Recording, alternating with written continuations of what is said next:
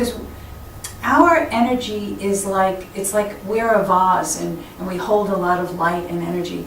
And what happens is, through life, different things kind of drain us, and they actually look like these little cords, like almost roots growing out of us. And you know, a yogi or someone who could, you know, see in that in a psychic way would be able to see these things. And when we do this ceremony, we can actually see the cords. And what happens is that drains your energy, and it. I don't want to get too technical, but anyway, so these cords can be either some kind of negative energy between you and another person.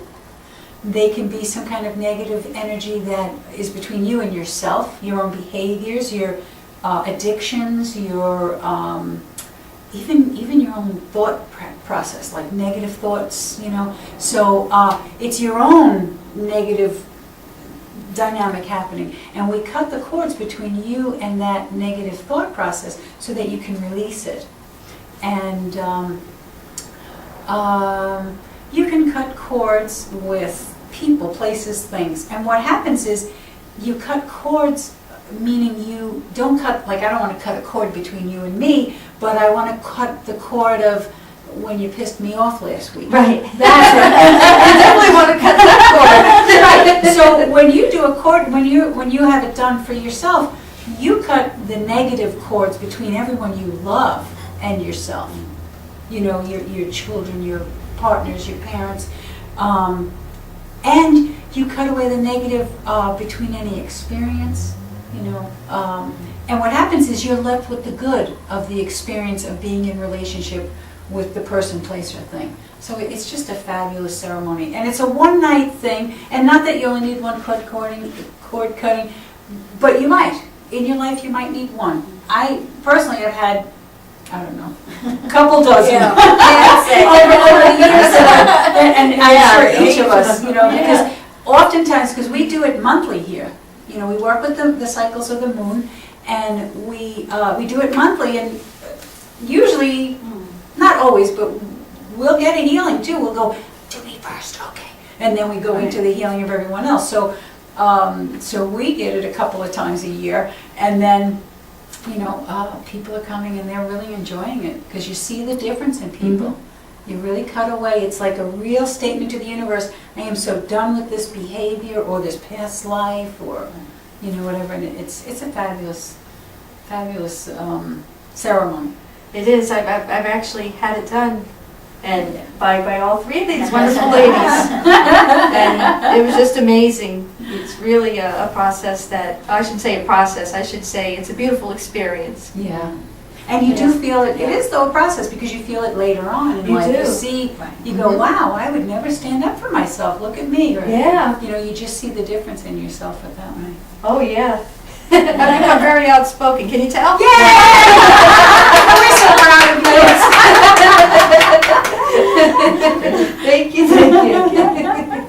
Good. Now the shamanic work that I do and my partners do also.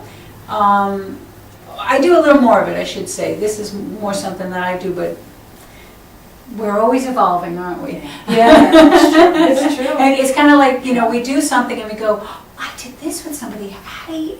And then the other person starts incorporating it. It's just like we grow with each other, and that's the nice thing about having partners. So the shamanic work that I do, I studied with a shaman down in Maryland, and actually she's coming up to teach here. Oh, She's that's starting great. to teach up here. I know. That's great. We're really excited about having her. I teach how to journey, because one thing that I felt really lacking in the spiritual upbringing that I've had was that I was brought up in a religion that taught me that I couldn't go directly to the source. I had to talk to a priest or a rabbi or a nun or a preacher. I had to talk to somebody else, and I couldn't talk directly to spirit, you know, to my version of creator or my version of my guardian angel or whoever I think is there. And so when I learned about shamanic journeying, I don't know, I never remember how, I think it was the early 90s when I first started journeying. I found the way to directly connect with spirit. For me, this really works for me. Might not work for everybody, but for me it was like, I found that connection. That was the joy of it. And so as I got better at it, I was like, I have to teach, I have to give this opportunity to other people. So that's what I do. So a shamanic journey is, let's see, bringing it down to its easiest form, is a way to go to other dimensions, to connect with the spirit world. So when I journey, and when I teach how to journey, we go to 3 different worlds. Wow. The lower world, and I know that I taught you You this. taught me that. I taught you this. I'm still like, wow, though. It's so exciting. It's like, who would think that, anybody could just do this, and anybody can.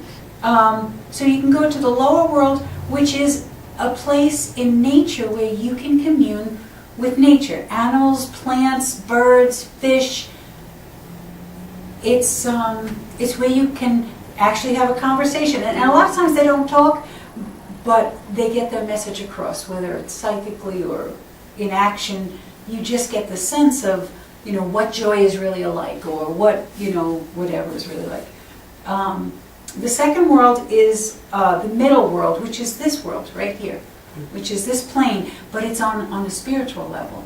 So you can move around on this plane in a very spiritual way. Yeah, but you're connected with everything, and you can go to your past, you can go to your future, you can go to all things on this realm and learn about them in a spiritual way, see them in a different way, so that you go back and look at your childhood and get the whole picture of what was going on, not why my brother hit me. Right, exactly. Like that little piece, you go, I'll never forgive blah blah blah for tripping me, and and then you go back and you see the whole picture when you're on the spiritual plane, and it all makes sense and you're at peace. It's just a beautiful way to be. And then the third world is the upper world, which is the higher realms of where all the angels, the master, ascended masters, your deceased relatives, the avatars, they all live on that, or dwell, I don't know, live. Dwell on that plane, I don't know how to put it, but I do the best with my words.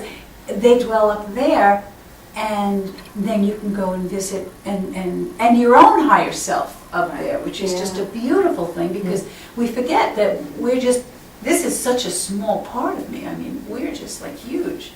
So that's what shamanic journeying does. Oh, now what you can do with it, I can have a whole show on that. But as a shaman, I work on this, and I get that title because I've studied that, but my partners here are both the same.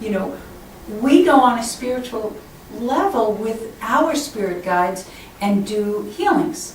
So what I do with the shamanic work is specifically we do soul retrievals, we do extractions, we do a power animal retrieval when you've lost your power animal, which means you've lost your support. We retrieve power animals and guides and depossessions. Yes. So those are like the basic things that we do as shamans. There are a couple more, but those are like the basic ones that we do in a private healing. So that's pretty amazing. I know, really. It's like, how many people can say they have a 9-to-5 job that does that? 9 to 5, maybe not. I don't think so. There've been a few midnights. Yeah, yes.